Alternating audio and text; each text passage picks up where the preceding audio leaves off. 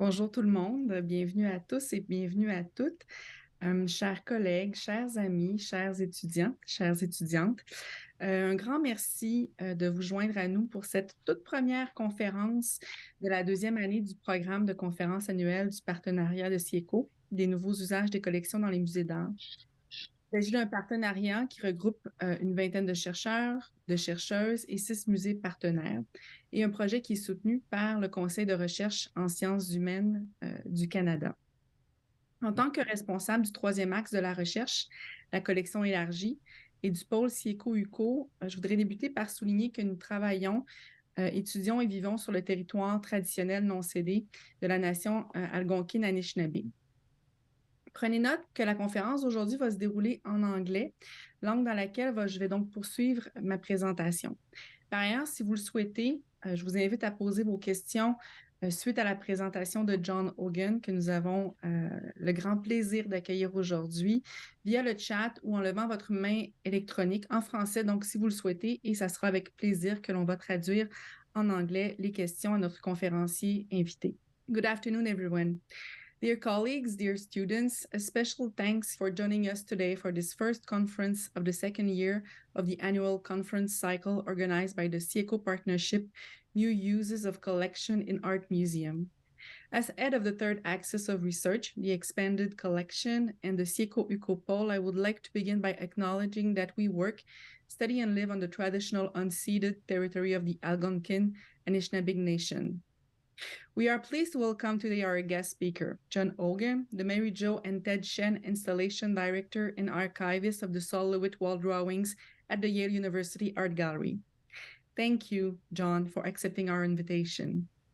This conference is organized as part of the third research axis activities, the expanded collection that considers the new practices surrounding the musealization of artwork with a focus on the three main aspects of the musealization process, which are the acquisition, the carving, and presentation of artworks. The defining role of contemporary art from the 1960s up to now is recognized as transformative for museum practices. This axis is particularly interested in atypical musealization processes and in artworks that defy documentation, conservation, restoration, and display standards, just like Sol LeWitt's wall drawing do, which are our guest specialty. The next conference that we will have in the frame of the partnership will be by Ciarel X, an independent curator, author, and advisor will take place, and it will take place Wednesday, March 15, Montreal time at 12:30. It will be hosted in collaboration with the Musée d'Art Contemporain de Montréal by Marie Fraser, holder of the Research Chair in Curatorial Studies and Practices. Marie Fraser is also head of the second research axis, the exhibition collection, at the CIÉCO-UQAM poll. Today's conference by John Hogan is organized with the Galerie UQO and its director and curator, Marie-Hélène Leblanc, to whom I am pleased to give the floor before I introduce you to our guest speaker. Thank you. Merci, Mélanie. Donc, bonjour à tous et à toutes. Il me fait vraiment plaisir, en fait, aujourd'hui de vous souhaiter la bienvenue à cette conférence organisée conjointement par la Galerie UQO et le Partenariat des nouveaux usages des collections dans les musées d'art du groupe de recherche et de réflexion CIÉCO. So it is a real honor for me to welcome Mr. John Hogan for this conference entitled Archives Moving Forward in Time, the Sol LeWitt Wall Drawings at the Yale University Art Gallery. Founded in 2015 as a result of the establishment of a master program in museology and art at UQO, Galerie UQO is a university art gallery that offers a space for reflection, a place for creation, and an academic tool by highlighting contemporary art practice and museum practice in Quebec, in Canada, and at a more international level as well. Galerie UQO has the mandate to support and promote the development of research and creation, but also artistic and museum training at the university. Galerie UQO supports and offers research and creation projects related to current issues in contemporary arts and museology. And as part of the CIÉCO partnership, Galerie UQO is proud to collaborate in several activities, more precisely for conference and exhibitions. Le projet de recherche du partenariat CIÉCO s'inscrit donc dans notre mandat, d'abord par la réflexion sur les nouveaux usages des collections muséales, mais aussi par son objectif de développement de nouveaux outils pouvant alimenter une coproduction du savoir sur les nouvelles pratiques muséales et leurs enjeux théoriques. Et finalement, par sa visée à favoriser un décloisonnement institutionnel entre les deux pôles qui supportent la discipline de l'histoire de l'art, c'est-à-dire le musée et l'université, là où intervient directement la galerie universitaire. Je terminerai en remerciant Joanne Lamoureux, chercheur responsable du partenariat, et Mélanie Boucher, co-chercheur et responsable de l'axe 3 pôle UQO, de même que l'ensemble de l'équipe de chercheurs de CIÉCO. Je remercie également l'équipe de la Galerie UQO et je veux souligner l'appui indéfectible de l'Université du Québec en Outaouais dans le développement et les activités de la galerie. And a special thank you to Mr. John Hogan for being with us today. Thank you, Marie-Hélène.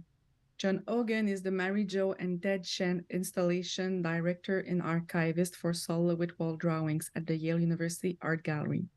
He has been a principal wall drawing draftsperson since 1982 and still is today.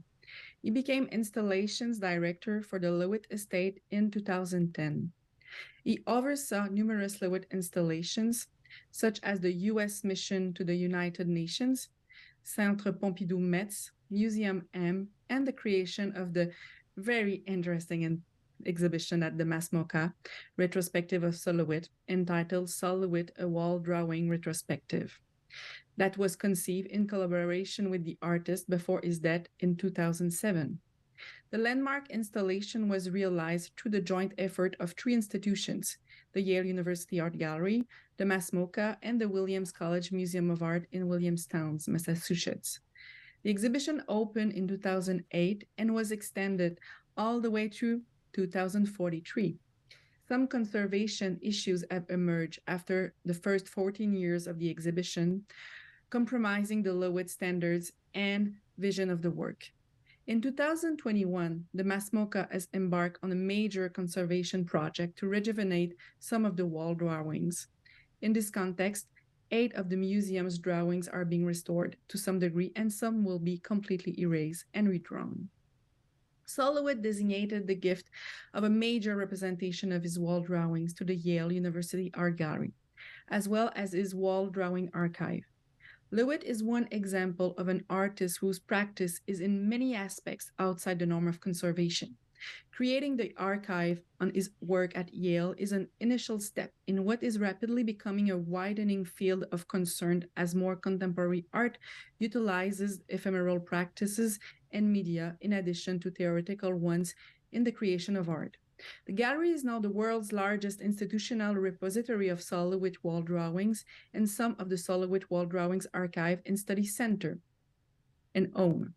Under the care of John Hogan, the archive is dedicated to preserving the integrity of process and documentation in the realization of LeWitt wall drawings. It's a great honor today of hearing John Hogan on documentation and restoration challenge around Sol LeWitt's wall drawings, which are questioning traditional documentation, preservation, restoration, archiving, and exhibition practices. Before giving the floor to John Hogan, I would like to remind you that we have our next presentation by Scarel Axe and Jessica. I would like you, if you could put the information in the chat.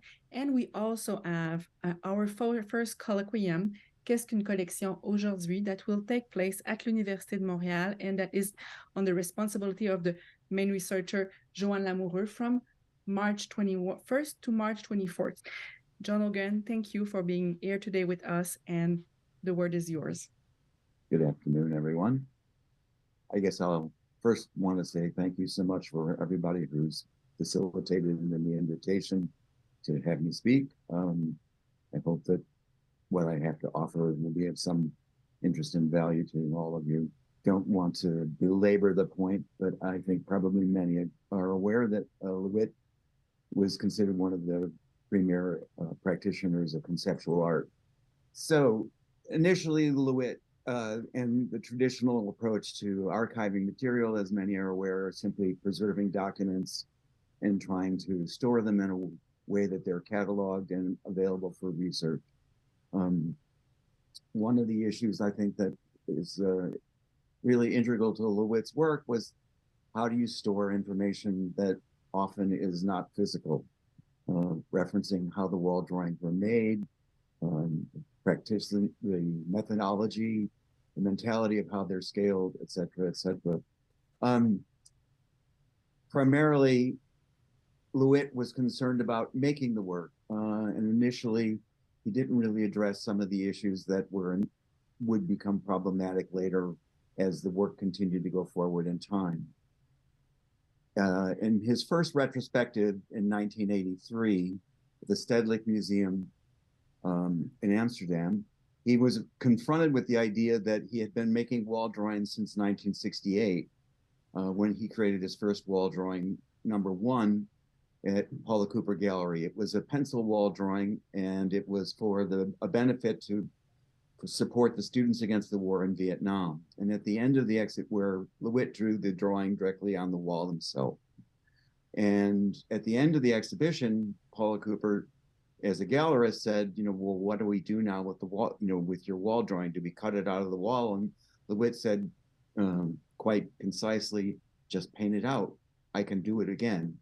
And that began a long career of the history of the wall drawings that ultimately went from 1 to almost 1,360. When LeWitt was confronted with the opportunity to do an exhibition of a retrospective, many of the wall drawings needed to be revisited. Previously, when he was asked to do a new exhibition, he would, rather than show a work that he had already created, he always wanted to do a new piece, as most artists do. But in 1983, when he was asked to do a retrospective representing the period of 1968 to 1983, he was confronted of, how do I relive all of these drawings that I've done? So ultimately, he began to realize that there needed to be a way to document the work that was a little bit more concise, and for the work to continue to go forward in time. So by nature, they were ephemeral, and then they were drawn on the wall, and that he believed that they should be repeatable, and also that they could simply be removed. So the documentation that had existed often was sporadic. So the first wall drawing catalog covered, when he had the opportunity to have the retrospective in Amsterdam, he said, rather than do an exhibition catalog, I'd like to do basically a compendium of what the wall drawings #1 to 409 were.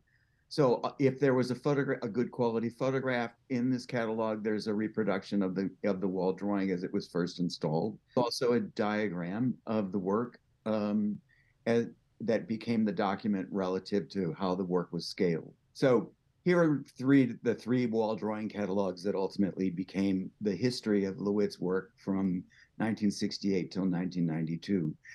And following the retrospective in Amsterdam, he was given the opportunity to continue his approach to cataloging the work and essentially creating somewhat of an archive of the drawings, in the sense that they became physical photographs and reproductions of the work as they were installed in different exhibition venues. However, LeWitt realized later in life, in 1983, that, and also going forward in time, there needed to be a way to guarantee the continuum of the work. So in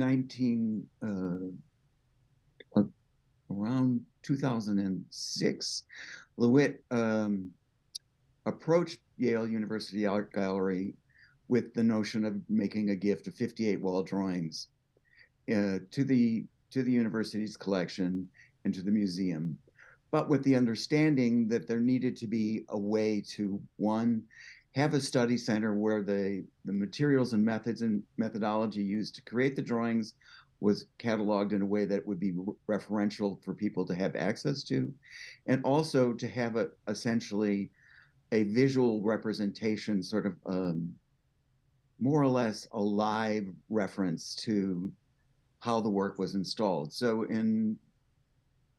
between 2006 and 2007, when the artist passed away, these works were gifted to Yale University, and the director of the museum at that point in time approached Mass MoCA, which is a non-collection based exhibition space in North Adams, Massachusetts. They had very, very large buildings that were vacant, and this became a prime opportunity to essentially have a mini museum of Sol's work, and at the same time have a historical representation of the work going forward. So it became a reference, not just visually, but also a historical. LeWitt lived long enough to basically do the layout for the whole entire building, and the works are installed in a chronological fashion, beginning on the first floor with early pencil drawings and going all the way up to 2007 when the artist passed. So this is a reference to Mass MoCA. As was stated earlier, there are 105 large-scale wall drawings. It encompassed his entire career, early graphite drawings in the mid-60s to swirling, brightly colored drawings in 2020 into the 21st century. The initial retrospective was to be only for 25 years, and it has been so positively responded to. The exhibition has been continued on to a time frame that I imagine will be past my time. So to now go back a little bit to the notion of how the work was created, LeWitt worked in black and white. He thought in black and white. The works, however, were always scaled and done based on his exhibition opportunities. So in this case, this is an exhibition from Galerie in 1971 in Milan. LeWitt was given the opportunity to install several wall drawings, and this is basically the floor plan with the instructions for the wall drawings. If you look to the middle of the drawing, there's a line that's, if you can read it, parte west, and it says linea verticale non in quattro color. So essentially, the drawing instruction is on this wall, lines vertical, not straight, in 4 colors and all their combinations. So this was LeWitt's approach to how the work was made. So from a traditional archive point of view, here is the instructions for the drawing on a wall divided vertically into 15 equal parts, vertical lines, not straight, using 4 colors in all 1, 2, and 3 4-part combinations, red, yellow, blue, and black pencil. First drawn by, and then listing the installers. LeWitt did feel it was very important that the people who installed the work were also given credit, because ultimately it's a performative aspect of the work. However, if you look to the right of the screen, this is a photograph of what the drawing looked like when installed. So if you imagine it's the 70s and color photography is at best not very reliable, and traditionally art was photographed with black and white, and then often, because these were exhibition venues that were experimenting and doing new kinds of work, not necessarily, they were working with young artists. So how things were documented was sort of iffy. So here is a photograph of LeWitt in the drawing on the far left, actually installing the drawing himself, along with local artists. And this became essentially the only document. So these 2 photographs and the initial page that I showed with the instructions with the floor plan became the only documentation of the work. So not very much information on how what the work looked like, how it was done, or any of those other aspects to what was involved in the work. In 1983, when LeWitt was also addressing the idea of his retrospective and realizing that he needed to have a longer-term way of documenting the work and also guaranteeing that it was at least clearly understood in a very specific way, LeWitt came to the decision to create formal certificates and diagrams representing each of the wall drawings. So this is versions of the certificate and the diagram of the wall drawing you just saw. So it contains the information, what the description of the work, who exactly was involved with it. And these certificates were only issued once the work was completed. So LeWitt felt very strongly that just because it was an idea it didn't mean that the idea had any validity until it was actually physically installed, thus referencing the performative aspect of the work. On the right-hand side, you see the diagram for the work. It doesn't indicate the size of the wall because LeWitt would have no way to know how big the wall might be going forward in the future. So he's just saying the wall is divided vertically into 15 equal parts.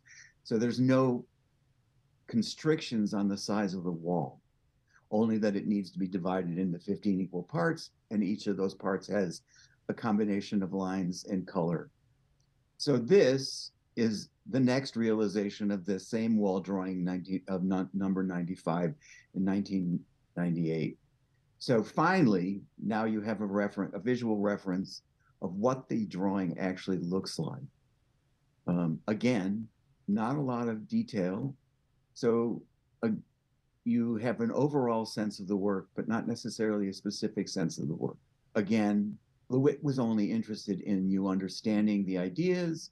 Ultimately, how they were installed became their reality.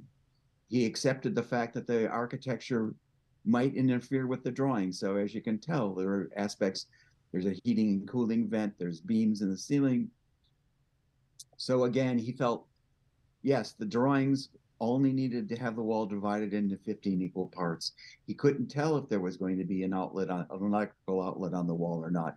He felt that he would be somewhat at the mercy of the architect, and at the same time embraced it and said, my work is capable of withstanding whatever the dimensions of the wall might be or the underlying architecture. So this is a close-up of the same drawing done in 2008, showing the combinations of 2 and 3, yellow and blue, and combination 3 and 4, red and blue, of vertical lines not straight. So now you're starting, we are finally able to get a better sense of how the work might be installed, and also that everybody's hand is a little bit different. And LeWitt spoke very clearly to the idea that the draftsperson understands the work and they will install it to the best of their knowledge. So these are just a few examples of different sections of the same drawing in 2008. Combinations 3 and 4, as you can see the cutout from the diagram, and then combination 1, 2, and 3. So they're details, but you get a better sense of what's involved in the drawing.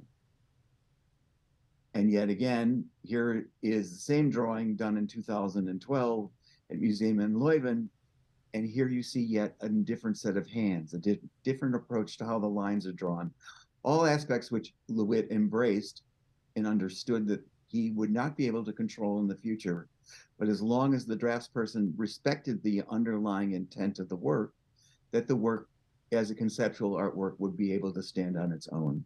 It would still always be a LeWitt. It didn't matter if it was done in 1971 or if it was done in 2017, as it is here in Centre Pompidou in Paris. As you can see, the architecture changes, the dimensions of the drawing change, all the aspects of the work change, but the underlying integrity of the work remains consistent. So that brings us essentially to the notion of how my job became more or less this approach. With the notion of a traditional archive, the work would be stuck in time. And LeWitt's practice essentially stated that the work would always be contemporary. So every time that the work would be installed, it would be a new realization of the work. So in a traditional catalog raisonné of someone's work, the idea is the works would be documented, and basically when the artist passed away, that would be the fixed document. But LeWitt's work continued to go forward in time. He passed away in 2007, and here it is 2023. And in that period of time, hundreds and hundreds of the wall drawings have been re-realized in various exhibition venues. Collectors have changed hands, and the work has been installed anew. So we, with the estate, felt it very important that there be a way for the work to be documented going forward in time, not just locked in the years 1968 to 2007. So this is a simple example of some of the kinds of files that are within the digital documentation.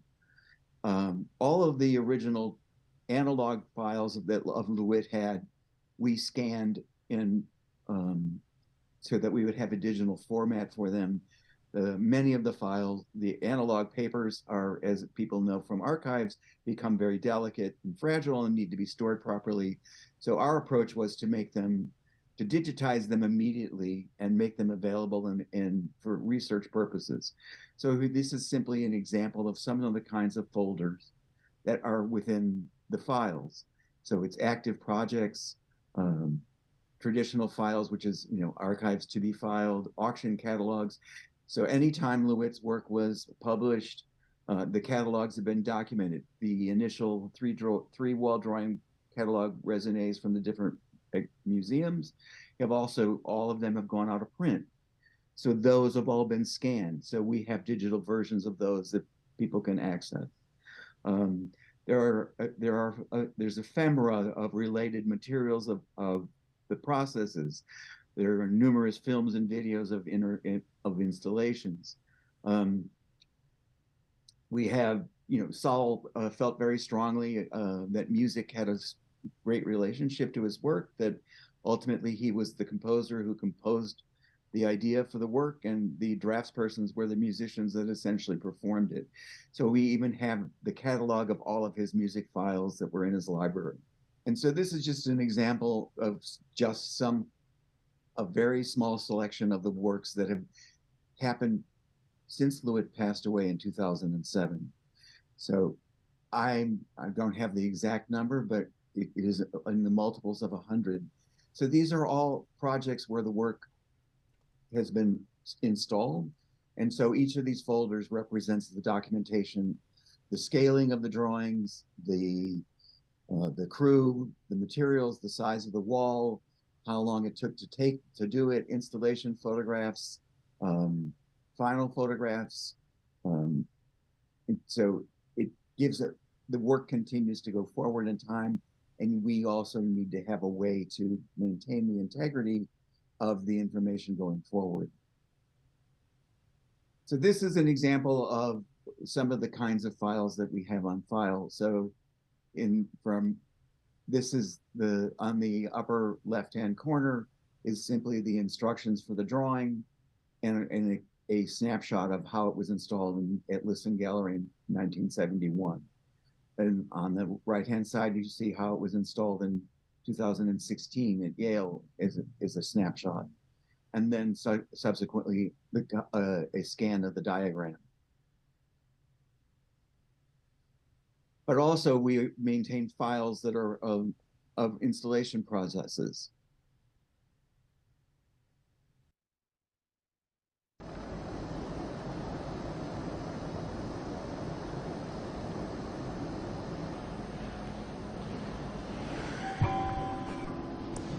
This is a wall nicely 18 feet by 18 feet, give or take an eighth of an inch.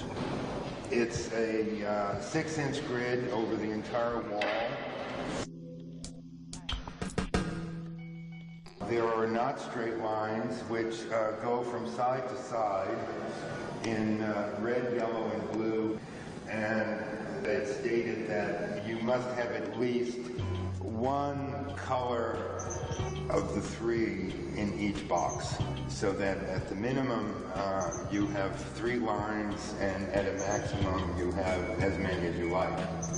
Mm-hmm. And so this piece is made with very fine...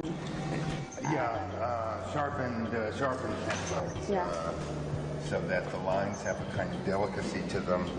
And you really need to be kind of close to it so that you see the yellow, you see, the sort of intricacy and kind of patterns and all of that other stuff. So you did this whole wall just with the assistance of one? Yeah, just with Ubuntu. I mean, it was a big wall, and just to draw the grid, you need help. Mm-hmm. And you're also working with someone else because you have, their decision making going on next to yours in a way. Yeah. so it was, someone you get inspired by that person's decision making, and they get inspired by yours. Are the instructions, are they written? Are they passed along? This is written in the title. Sol was very practical. The title is usually what you need to do.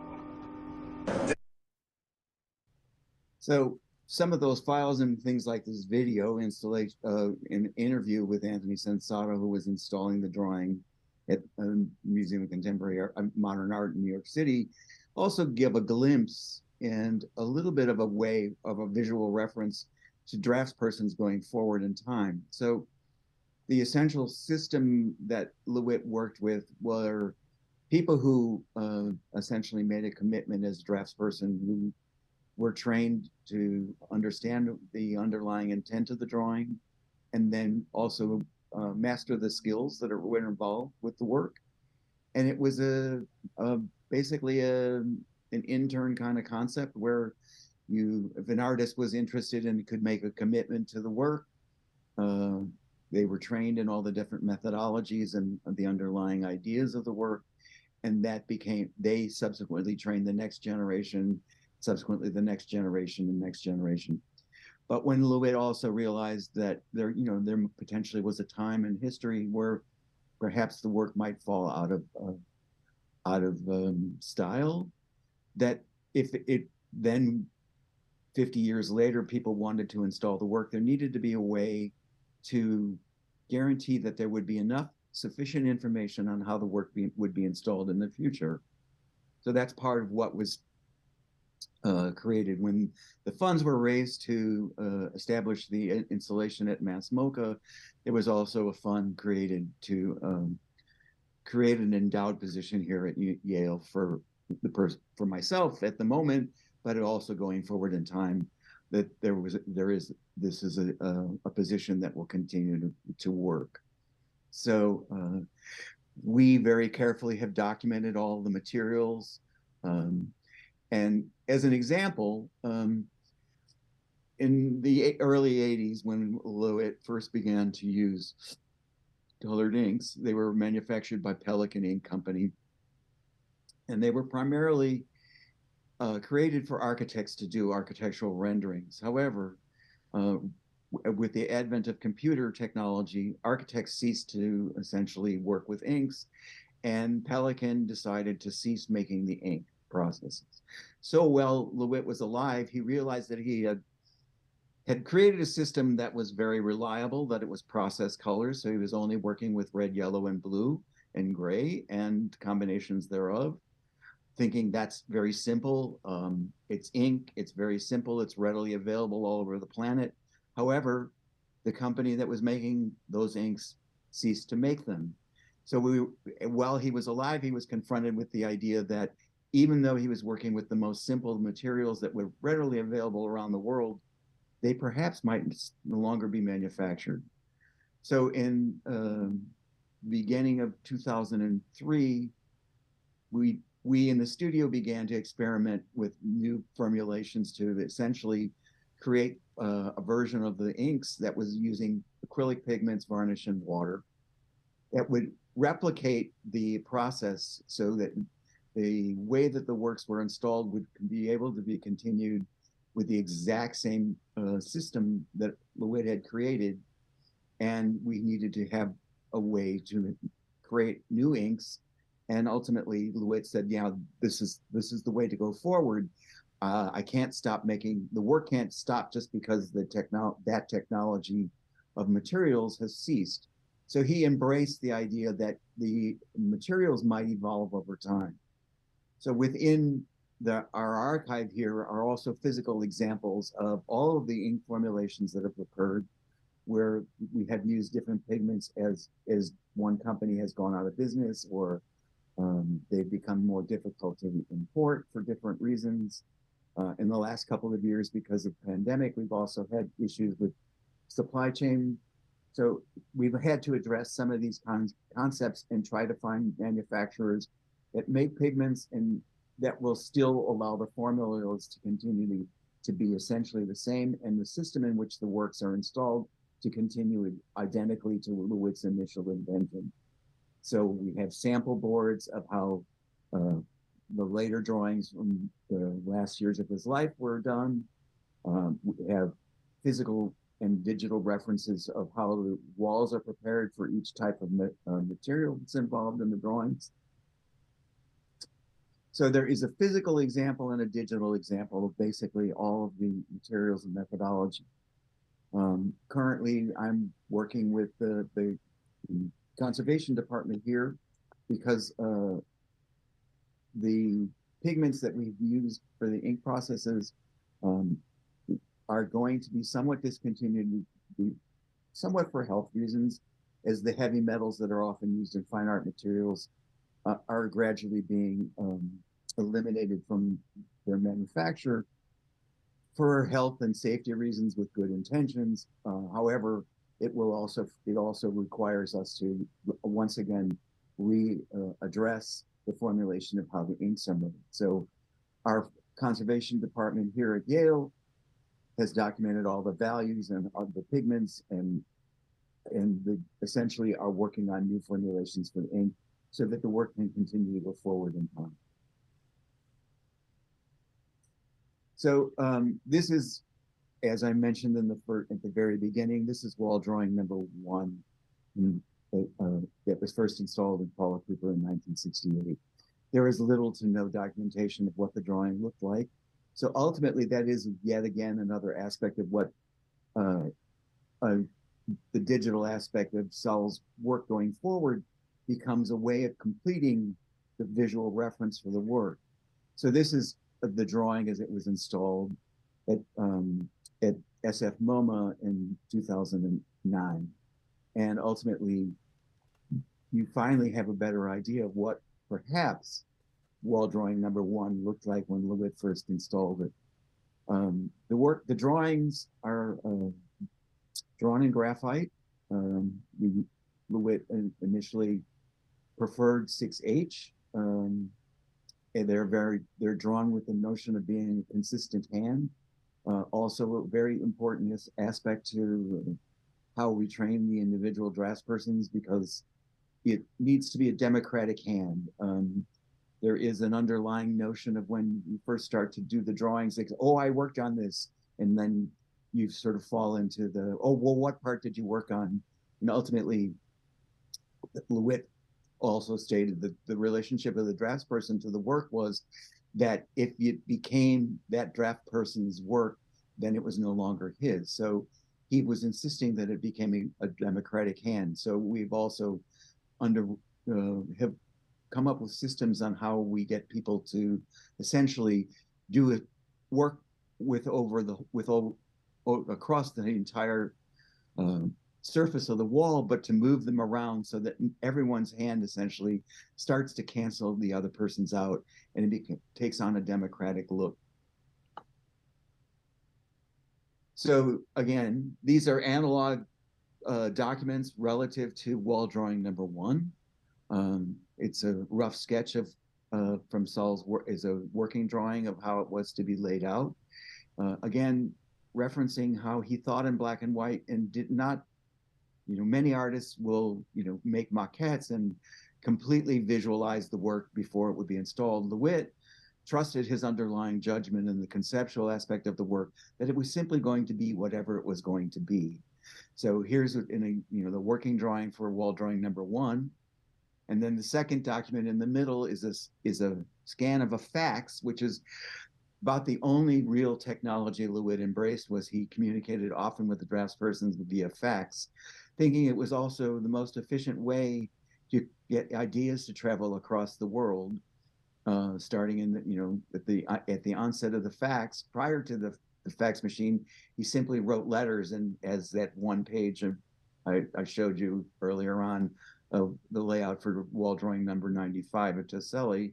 So LeWitt basically would send a fax to the draftsperson who was in the city that was going to install it, saying, "This is, here's the person, here's the diagram. This is what I want you to install," and ultimately that is an archival historical document, but it's a fax. So faxes by their very nature basically self-destruct. So again, a strong reason for digitization of the materials. And then on the far right of the screen, it is a fax again to Veronica Roberts, who was the curator during the retrospective at the Whitney, saying where he wanted wall drawing number 1 to be placed, what height, et cetera, et cetera. So these all become historical documents, but it also gives an insight to how the work might go forward in time, where you get a sense of what LeWitt was thinking about placement of works that didn't cover the entire wall.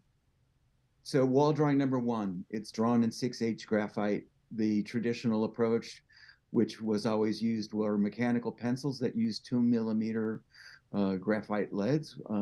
It is a traditional tool for draftspersons. So LeWitt was like, yes, work with things that are readily available, not expensive, and people understand how to use. And when wall drawing number 1 was first installed, it was drawn by hand, a single line at a time. So the spacing between these lines is essentially 2mm. So it's a very tedious process. It also becomes somewhat difficult to be fairly accurate. And in the end, LeWitt also wanted the works to look their best. So over the years, various draftspersons said, oh, there might be a way that'd be more efficient and a little bit more reliable. So the initial approach was, well, we'll abandon drawing a single line at a time and tape the leads together in 3. People tried 4, tried 2, and ultimately the decision was 3 was the most manageable way to lay out the leads, and we simply used leads in between the leads and tape to make spacers and use that as a drafting tool. So instead of 1 line being drawn at a time, 3 lines were being drawn at a time. So it became a somewhat more efficient way to install the work and also have it basically be a little bit more reliable in how the line was drawn, consistent in its values. Subsequently, we have used a 3D printer and come up with something a little bit more reliable than tape and using the other leads as spacers. And on the far right, you see yet again another version of what another draftsperson came up with as a way to do it, all of which ultimately has to respect the underlying notion that the lines are drawn in 6H lead, and they're simply to be drawn as efficiently as possible. So this is a working drawing. So LeWitt was ill for several years prior to his passing, and had started a body of work that he referred to as scribble drawings. They're not easily done, and at the very top you see this description of an X. It says 9 foot by 9 foot, no outline, 36-inch width, referencing the width of the bands. We as the draftspersons had understood what was involved. LeWitt was essentially making plans for drawings that he wanted to see executed, and they were earmarked for different locations. So at the bottom you see Paula Cooper Gallery, and then some of them, so subsequently, these drawings were drawings that were not realized until ultimately his passing. So here is the realization of that little X that you just saw at the top. And this is the first version of it as it was first installed in 2007 at Pace Wildenstein. So this is yet again a peculiar example of how an artist's work can go forward in time. LeWitt was not alive when this work was first realized. So it becomes very confusing from an art historical point of view that the realization that the work is dated post-mortem, even though LeWitt made the plan for it prior to his passing. So this is a way for us to better understand LeWitt's idea, his underlying conceptual notion of how the work was created, is very clear very concise, very repeatable, very specific. The materials are indicated clearly, and yet he was not alive when it was realized. So it basically becomes living proof that the underlying conceptual aspect of the work is functions. This is the diagram representing the drawing. So from LeWitt's rough sketch, this is what the scribble drawings are based on gradients from 6 to 0, 6 being the most dense, and 0 being the lightest, or essentially white. Again, a very specific indication, but the skill groups involved in how these drawings are rendered, it does take time to learn.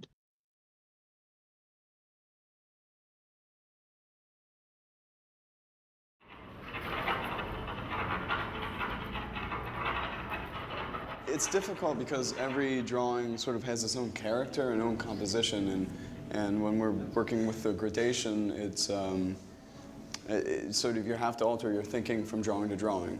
It's a good thing because it's sort of in keeping with Sol's idea of art sort of by democracy, that he has a lot of people working on the projects and that everyone has their own hand, and that the sort of the collaboration of all the hands together is what he wants.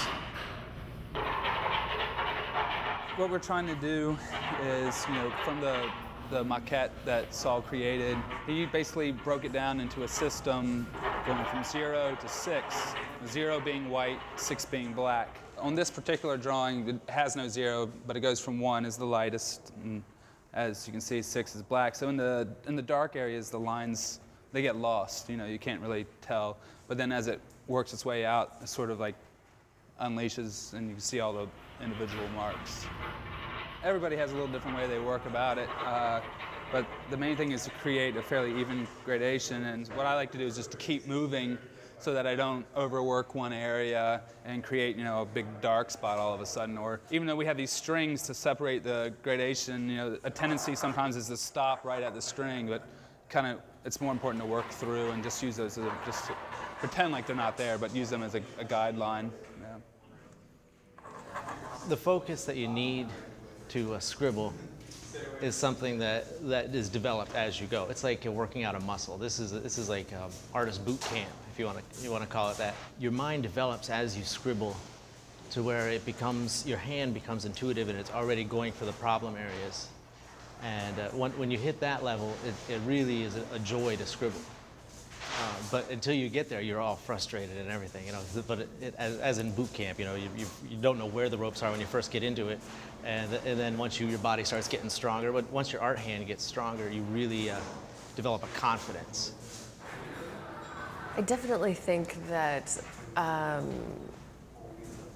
project this scale is difficult physically, just because your attention and focus is so small. And so it's so repetitive, and you're in a very awkward position and situation all day for 4 weeks. And that's hard, I think. It's really hard. I don't think that I have become comfortable enough in what laying a mark down on the wall does to the gradation. And so right now I am focusing constantly and trying not to get lost, because I think I'm nervous about making a mistake. Physically, to just, to keep scribbling is hard to do day in and day out. But I find that even when I'm not scribbling, I still sort of want to scribble.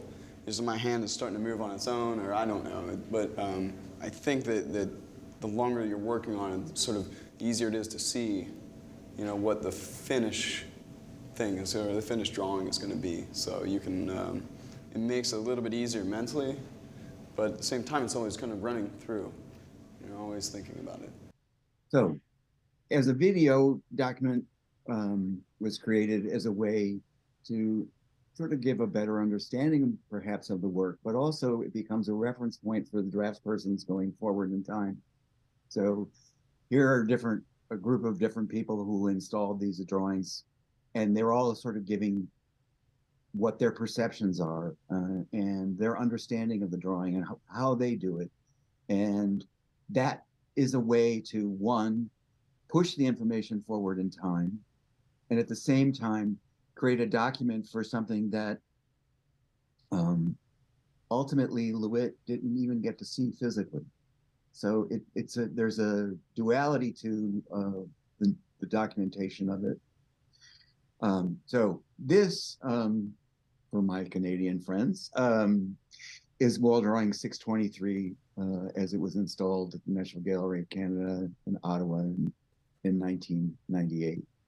I don't know exactly what happened, but in 1990 there was water damage to that part of the building, and LeWitt decided that he wasn't necessarily happy with the first iteration of the drawing and decided to change the colors, or the color combinations of a couple of the planes of the work.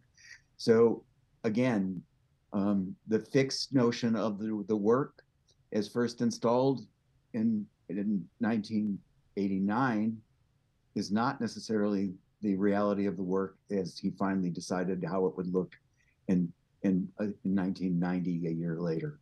So, and this is a photograph of the work as it was in 2015.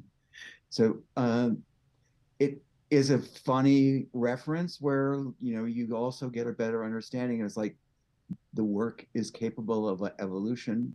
It was rare for LeWitt to change color combinations, but in this particular circumstance, because I had familiarity with the work, he felt that the second plane on the far left of that reads as a bright green was a problem. He felt that it drew the eye too specifically to that plane, and he wanted the drawing to be read as a whole, not as a single focus. So ultimately, that was part of why he made the decision to change the color combinations. So here is the certificate, a copy of the certificate, and the diagram for the work as it was finally formalized. So again, this is the document. And I think that this is one of the important things that perhaps I didn't get into too much.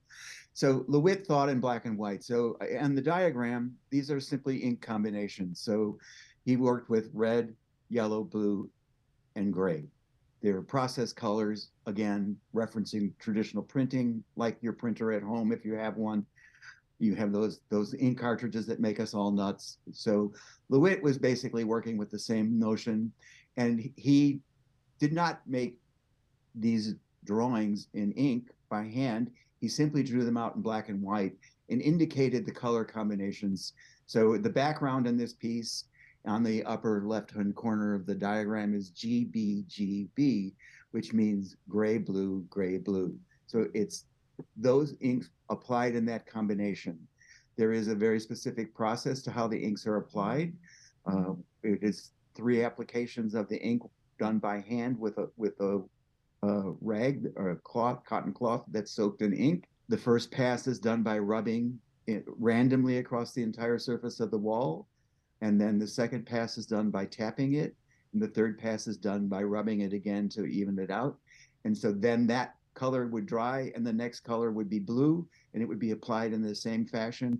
After that dried, then it would be gray again. So each of these letters indicates a pass of an application of ink that's done 3 times. And the color combinations simply evolve into what they finally become.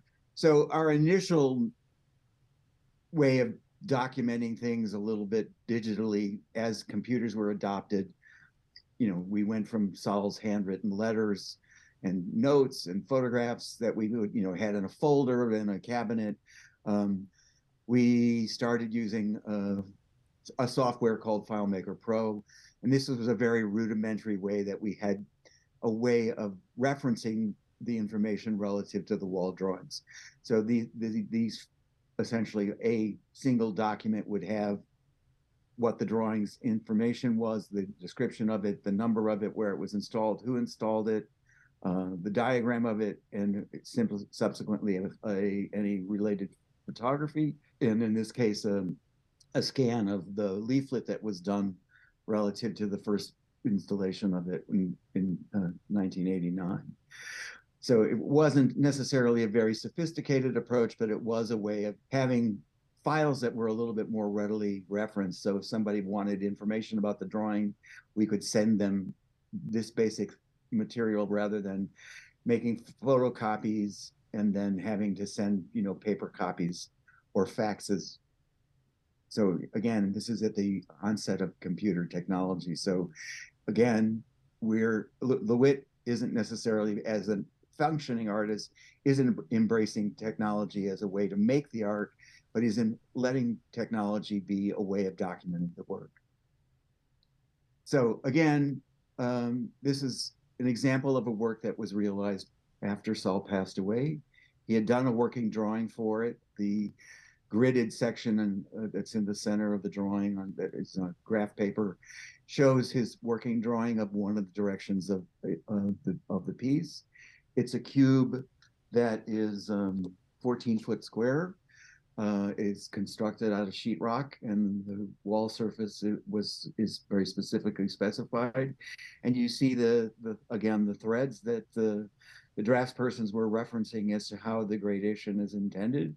So you've seen that the dark areas of the drawing are essentially in place, and the draftspersons are working towards the center of them, and to ultimately render the piece complete, as you see on the right-hand slide of the image. Also, as stated, LeWitt felt the work was repeatable. And so at the end of the installation, the work is destroyed. And that is also something that we maintain in the archive as a way of maintaining the integrity of the work. So if the work is installed in an exhibition, at the end of the exhibition, we request that we receive visual documentation that the work has been destroyed, either painted out or, in this case, painted out and then chopped up. We have had earlier at one point in Sol's career, while he was still alive, we had an exhibition in a museum context, and they simply broke the wall up and tossed it in a dumpster. And of course, someone went dumpster diving and pulled out a section of the wall and cut it up and framed it and said that they had a Sol LeWitt wall drawing for sale. So going forward in time, we needed a better, more reliable way to document the work has been destroyed. Also, if the work, this is also a way of maintaining the provenance of the work. So if the work changes hands, ultimately we have to, the collector who owns it, or the institution that owns it, has to submit documentation saying the work has been destroyed, so that we have visual representation of it, and that the work is not installed in multiple places.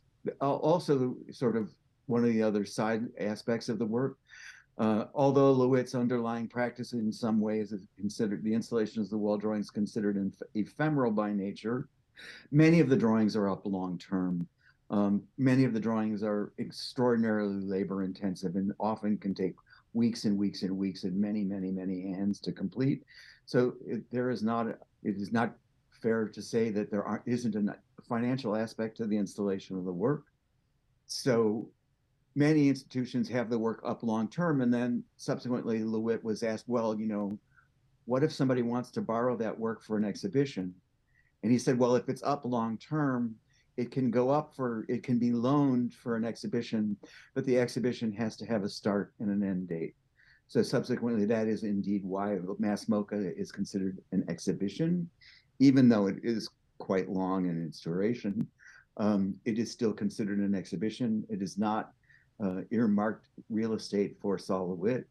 It is simply an agreement between Mass MoCA and the LeWitt estate and Yale, who manages the loan contracts. These kinds of documents also become something that we maintain in our reference, and people are often like, oh my God, that's horrifying. It was up for, and it was so beautiful, and now it's destroyed. But again, it's proof of the underlying strength of the conceptual practice involved in the work. That finally leads us to what we finally have come to create, which is a digital catalog raisonné of the wall drawings from Cahiers d'Art. It is a digital platform documenting all of the wall drawings from 1 to 1368, I believe. It has a representation of every drawing in its initial installation, and subsequently it is audited annually. So any new installations, that information is added to the exhibition record, and also photographs of the new installations, the contemporary installations are added to it. It is available by subscription, which is not necessarily something that everyone has access to. Primarily, libraries have it and art institutions have it, but like any other catalog, these kinds of documents are rather costly to compile.